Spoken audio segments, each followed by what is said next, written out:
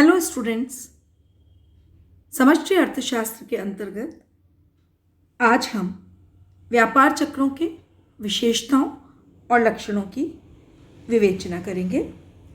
समष्टि अर्थशास्त्र में अल्पकालीन आर्थिक उतार चढ़ावों के संदर्भ में व्यापार चक्रों की चर्चा की जाती है और दीर्घकालीन विकास के संदर्भ में विकास के सिद्धांतों की चर्चा की जाती है। व्यापार चक्रों की विशेषताओं का यदि हम उल्लेख करें तो सबसे पहले इनके कारणों पर एक दृष्टि डालनी होगी ताकि इनके बारे में हम स्पष्ट रूप से समझ सकें। आर्थिक उतार चढ़ाव के कारणों पर विभिन्न अर्थशास्त्रियों ने अपने विचार प्रकट किए हैं और इस संबंध में व्यापार चक्रों के कई सिद्धांतों को प्रतिपादित किया है। मोटे तौर पर व्यापार चक्रों के कारणों को दो भागों में बांटा जा सकता है। पहला बाह्य कारण और दूसरा आंतरिक कारण। बाह्य कारण यानी जो अर्थव्यवस्था को बाहर से प्रभावित करते हैं, जैसे युद्ध, क्रांतियाँ, चुनाव, स्वर्ण की खोज, जनसंख्या की वृद्धि दरें, जनसंख्या के विभिन्न देशों के बीच में अंतर्गमन, नए भू क्षेत्रों व आर्थिक साधनों की खोज, वैज्ञानिक आविष्कार, टेक्नोलॉजिकल प्रगति, खोज आदि।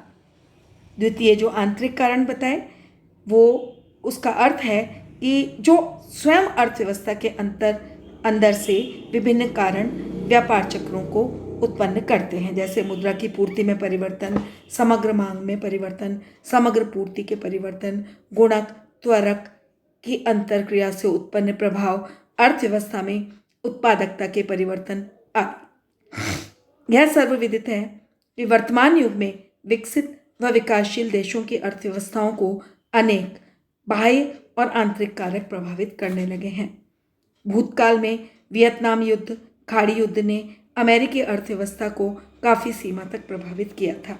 क्रूड तेल के भावों में 1973 और 1979 में भारी वृद्धि होने से तेल के आयातक देशों की अर्थव्यवस्थाएं गड़बड़ा गई थी। उनमें लागतजन्य मुद्रास्फीति को बढ़ावा मिला था। राजकोषीय घाटा बढ़ने से भी मुद्रास्फीति बढ़ती है। जनसंख्या की वृद्धि, विभिन्न देशों के बीच आवास प्रवास बढ़ने से भी मांग पर असर पड़ता है। वैज्ञानिक अनुसंधान व खोज से उत्पादन बढ़ने की नई संभावनाएं उत्पन्न होती हैं। अमेरिका और इराक के बीच हुए युद्ध ने दोनों देशों की अर्थव्यवस्थाओं को प्रभावित किया था। यही नहीं बल्कि उनके बीच के युद्ध ने अन्य देशों की अर्थव्यवस्थाओं को भी काफ़ी हद तक प्रभावित किया था। आर्थिक उदारीकरण के इस युग में विभिन्न देशों की अर्थव्यवस्थाएं आपस में जुड़ी हुई हैं। अर्थव्यवस्थाओं का परस्पर एकीकरण हो रहा है। अतः हम वैश्विक अर्थव्यवस्था के युग में प्रविष्ट हो चुके हैं।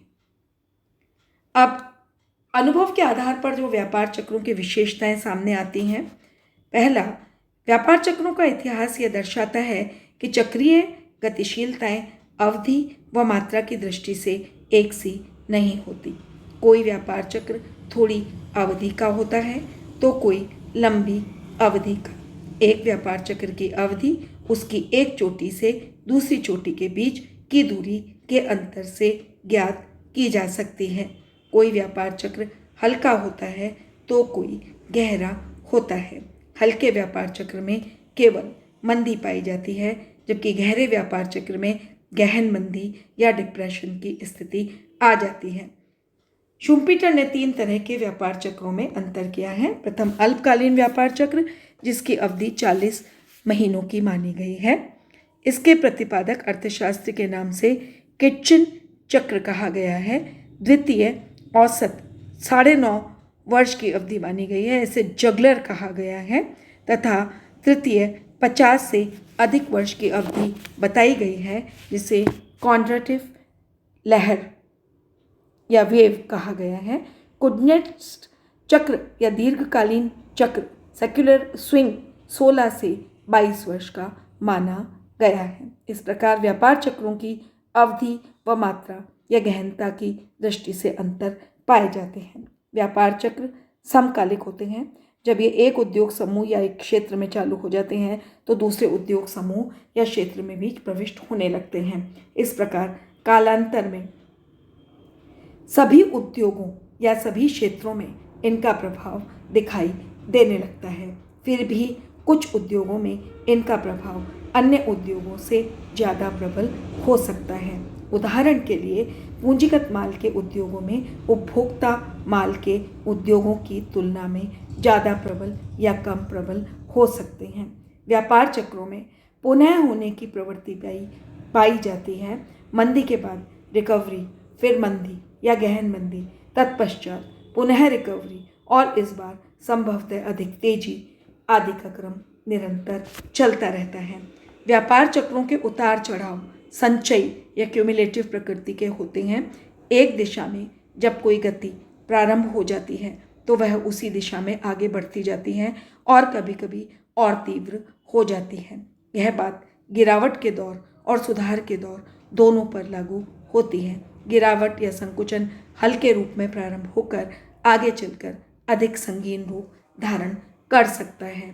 इस तरफ की प्रवृत्ति अपनी ही पूर्व शक्ति के सहारे आगे बढ़ती जाती है, लेकिन कुछ कारणों से आगे चलकर मोड़ या टर्निंग पॉइंट आ जाता है जो गिरावट की तरफ ट्रॉफ कहलाता है और सुधार की तरफ चोटी या पीक का बिंदु कहलाता है। व्यापार चक्रों की ऊपर नीचे की गतिशीलताओं में असमानता या विषमता पाई जा सकती है। कभी नीचे की गति ऊपर की गति से अधिक हो सकती है या कभी यह धीमी हो सकती है। कभी विस्तार ज़्यादा लंबी अवधि तक रह सकता है तो कभी संकुचन ज़्यादा लंबी अवधि तक रह सकता है। व्यापार चक्र अंतर्राष्ट्रीय प्रकृति के होते हैं। एक देश से प्रारंभ होकर दूसरे देश में प्रवेश कर सकते हैं। यह विभिन्न देशों की परस्पर निर्भरता के स्तर पर निर्भर करता है। प्रायः विकसित औद्योगिक देशों में मंदी व्याप्त होने से उससे व्यापारिक दृष्टि से जुड़े अन्य औद्योगिक देशों या विकासशील देशों में मंदी फैल जाती है और एक देश के बाद दूसरा देश मंदी की गिरफ्त में आ जाता है। इस प्रकार व्यापार चक्र वैश्विक प्रकृति के होते हैं। ये एक देश की चहारदीवारी तक सिमट कर नहीं रहते। कुल मिलाकर यह कहा जा सकता है कि व्यापार चक्रों में कारणों, अवधि व गहनता की दृष्टि से काफ़ी असमानता पाई जाती है। वैसे कभी व्यापार चक्र एक ही परिवार के होते हैं लेकिन उनमें कोई जुड़वां संतान नहीं होती। इस प्रकार उनमें समानता के साथ असमानता की दशा भी पाई जाती है। सैमुएल्सन व नॉर्डहाउस ने मंदी को निम्न सामान्य विशेषताओं में उल्लेख किया है। पहला, प्रायः उपभोक्ताओं की खरीद में भारी गिरावट आती है और व्यापारियों के पास गाड़ियों व अन्य टिकाऊ वस्तुओं की इन्वेंट्री बढ़ जाती है। ऐसी दशा में व्यापारी उत्पादन को घटाते हैं। वास्तविक सकल घरेलू उत्पाद में कमी आती है और इसके तुरंत बाद व्यावसायिक निवेश प्लांट व मशीनरी उपकरणों में तेजी से घटता है। श्रम की मांग घटती है, काम के घंटे कम किए जाते हैं और आगे चलकर श्रम की छंटनी की जाती है तथा बेरोजगारी बढ़ती है। उत्पत्ति घटती है, मुद्रास्फीति की गति धीमी पड़ जाती है तथा क्रूड माल के मांग घटने से उनके भाव नीचे आ जाते हैं। मजदूरी व सेवाओं की कीमतों के नीचे आने की संभावना नहीं होती, बल्कि वे आर्थिक गिरावट के दौर में कम तेजी से बढ़ने का रुख दर्शाती हैं। मंदी के दिनों में व्यावसायिक मुनाफे घट जाते हैं। शेयर बाजार में शेयर के भाव गिर जाते हैं। उधार की मांग कम होने से ब्याज की दरें भी मंदी के काल में कम हो जाती हैं।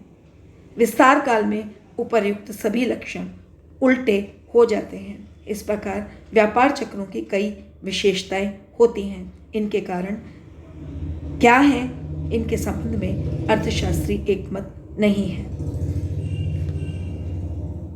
तो ये व्यापार चक्रों की विशेषताएं, लक्षण पर हमारी यहाँ पर चर्चा समाप्त होती है।